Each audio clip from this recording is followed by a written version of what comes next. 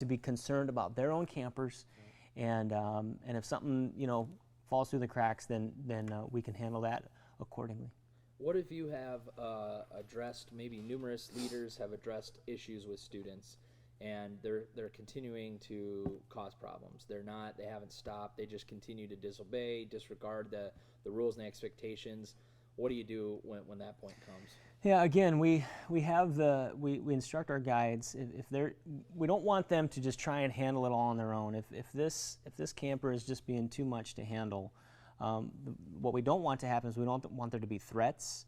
We don't want the guide giving out punishment or penalties or whatever. We don't subscribe to the philosophy that the guide can assign extra cleaning duties, or make them clean up after the guide, or what I'm saying, some of that prison style justice, whatever. We want if it's gotten too much for that guide to handle, we want them to go up the chain, if you will, talk to the camp life leaders. Then if it needs to be addressed further up, we will. If it's continuing to be an issue, then we place a call home, and we inform mom or dad what's going on. And then if it continues, then we simply tell mom and dad they have to come and pick up that camper. We hate to do that. It happens very rarely, but sometimes the camper just decides they don't want to abide by the policies that we've put in place, and we do that for the benefit of all the campers, not just so that we can pick on one or two, but it really and for the guide as well. There's nothing worse for a guide than when their whole week is kind of consumed with keeping after that one camper. Yeah. And again, we approach that with love. We approach that out of relationship. We believe that there needs to be relationship built there, and to really love on that camper and guide them. And if they're going to continue to go their own way, then we can handle that appropriately. Sure. Before we close out this segment, Pastor Dave, I want to ask you about a few other specific areas. First of all, with medication, we've talked about that's all got to be turned into the nurse. Yep. So for students to get medication, how do they go about doing some of that? Yeah, so our nurse is going to be set up at all the meal times, and typically campers, taking their meds at one of the 3 meals. The nurse is also set up at night.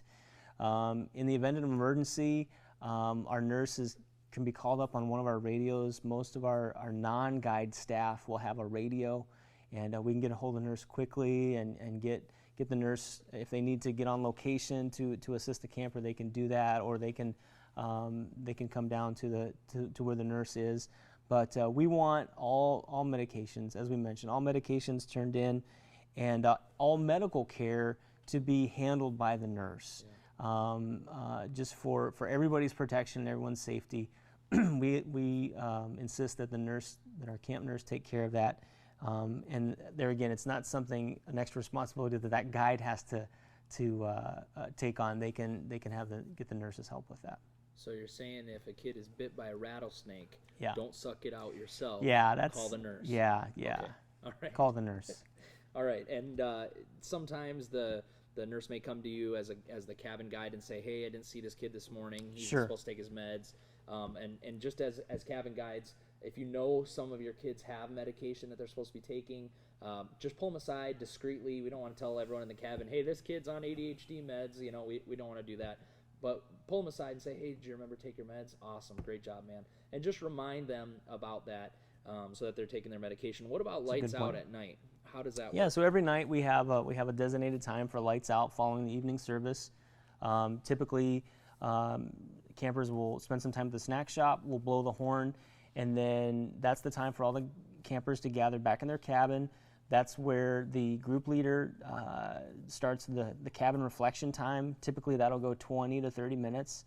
And then, we want everyone to brush their teeth, get washed up, whatever, quickly, and have lights out one half hour after we blow that final horn. And so our camp security and some assistants will come around, and just, maybe a cabin guide needs some help getting campers to settle down, and we have staff that's in place for that. But it really is, it falls upon that guide to make that happen, to create that environment. And so at lights out, obviously we want the lights out. We want campers to be quieting down, and if they're talking or whatever, that's fine, as long as they are not keeping others up that are trying to sleep. And that's also where our security is coming around and making sure that all of your campers are accounted for, and if they're not, we're finding out where they are. Yep. And we have a no tolerance policy for sneaking out. And if that were to happen, the best thing to do is to notify a nearby leader, another cabin guide. Tell them, say, hey, keep an eye on my campers. Maybe they're all asleep or whatever. We don't want any campers unattended. And then we would ask that guide to find a member of camp security, and then we would initiate the process for trying to round up a camper. Again, it happens very rarely. One of the luxuries of being out in the Black Hills is that there's really it's so dark, and if you're going to sneak out, there's not a lot to do. Yeah.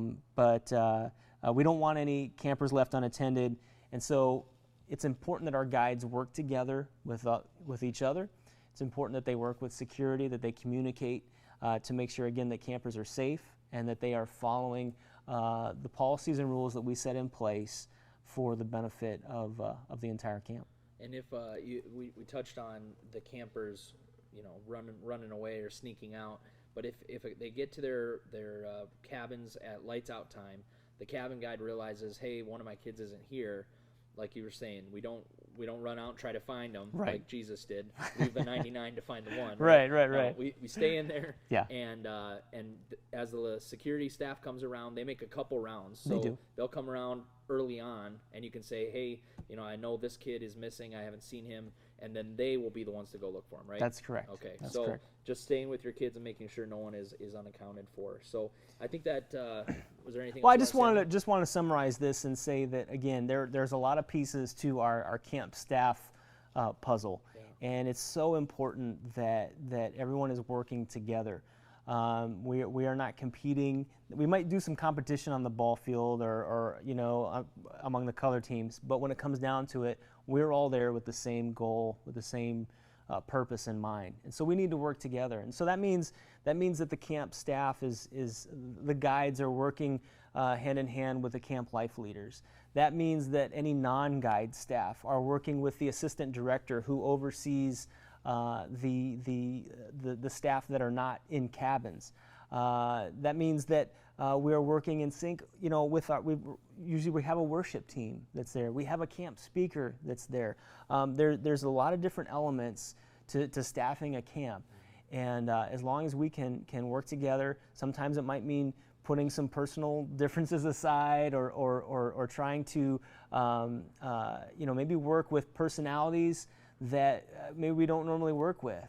We're in tight quarters. We're sharing,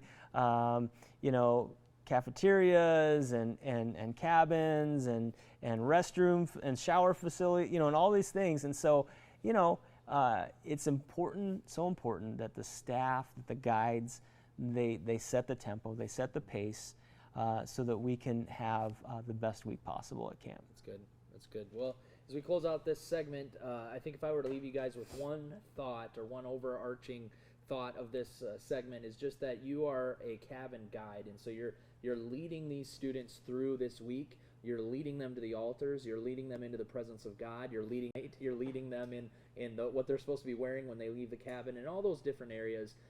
But it all goes back to those connections and investing in the student.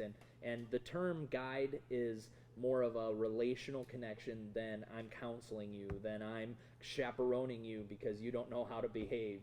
It's more than that. We're there connecting with those students, and so that's the biggest thing we want you guys to catch out of this segment. I know there's a lot of meat, a lot of content in this one, so if you need to go back and brush up on some of this stuff, please do that. We'll see you guys in our last segment.